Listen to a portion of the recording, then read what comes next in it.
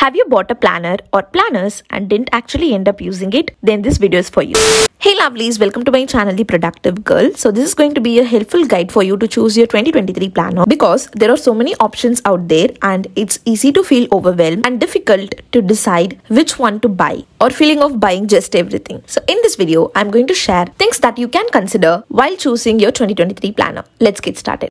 First thing that you need to consider is define the need for your planner. Like why you want to buy a planner, for what you're going to use your planner. Having a clear purpose for why you need a planner is important. You're buying a planner for a specific need or you're buying just because everyone else is buying. Be clear on that. If you want to know, do you need a planner or not, then I've already made a video on that topic. We'll link that video on the screen and also in the description box below. Do check it out after watching this video. Next thing to consider is, do you want one planner or multiple planners? Do you like everything in one place, just like all in one planner, or you like to separate into like areas of your life, like a planner for school, a planner for your work, a planner for your personal life? And just be clear and reflect upon your own self and decide upon this, because having multiple planners definitely needs an extra time and energy to use all of those and also extra money to purchase. Next thing to consider is the size and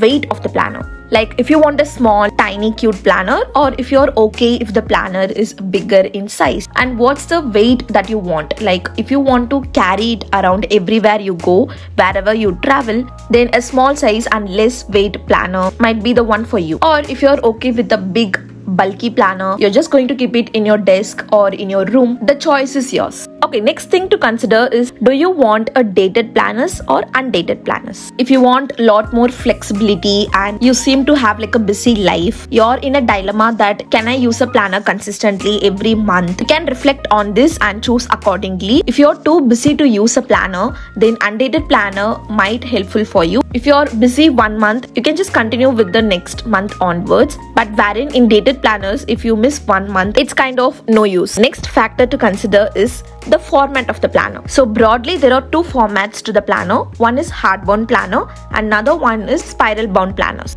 So you can go with the format that you like and that you feel like functional to you. One thing I can tell, like the difference between spiral and hardbound planners is that in spiral, you can fold the planners into one side, you can write it, and also you can keep it next to your desk, or you can just keep it standing as well, so that you can see the goals or you can see the to-do list that you're going to work on for the particular day. It will remind you to what else that you want to accomplish on the day. So you can fold it and use it, but in hardbound planners, you can't really do that. These are some of the differences that I know, but again, the choice is yours. Next factor to consider is, what kind of layout do you need in your planner? If you want like a simple layout or a layout which has a lot of extra things. How the inside layout and spreads you want to have in your plan. What I would say is that if you're like very quick planner person, you just have to take a planner, write down your goals, you just have to plan your week or your daily to-do list and write some of your appointments on your calendar, then a simple layout would be fine. Or if you're someone who always likes to have a lot of things in your planner, likes to track your budget, you also likes to track your habits, and also you do a lot of different things in your notes pages and you use all those stickers and do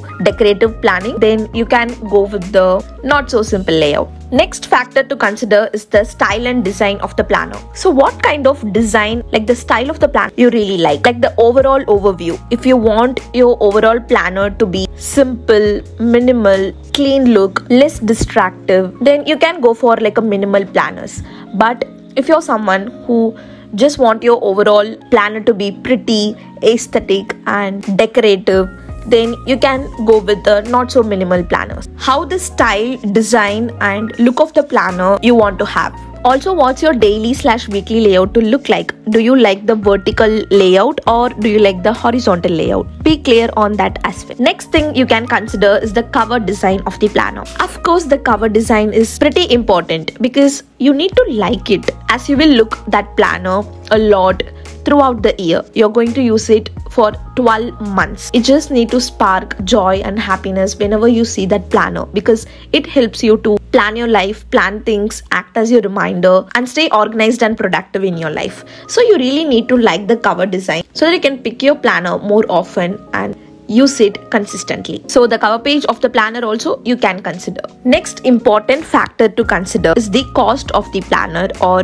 the budget that you have allocated for the planner. So don't choose a planner for the price. Choose a planner for its features, how much it will be helpful for you to plan and organize your life. Planner is an investment because it is a one thing that you will keep looking and using throughout one whole year. So the budget also really important. So reflect upon what kind of budget you want to purchase your 2023 planner. If you want like a affordable under 1,000 rupees, or if you're okay if it is costly unless it meets your planner needs and requirements, or if you need like a mid-range. So be clear on your budget for purchasing your planner.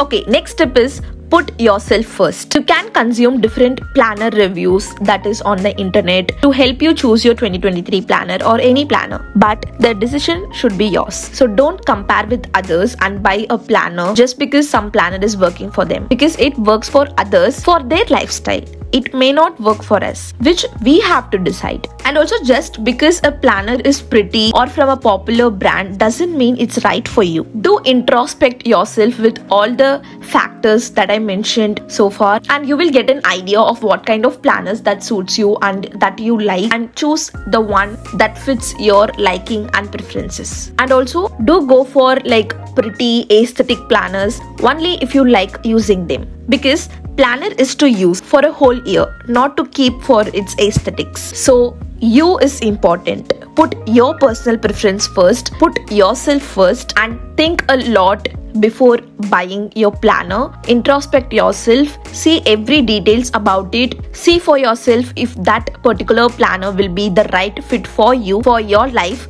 for your lifestyle, and then pick your 2023 plan. These are the factors. I hope this video is helpful for you guys in some way or the other. So you went across these factors and bought your planner. So how to consistently use that planner? Know that by watching this video, which is flashing on the screen right now. Do click and watch it. That's it for the video. See you guys next time. Until then, be positive and spread positivity. Bye bye.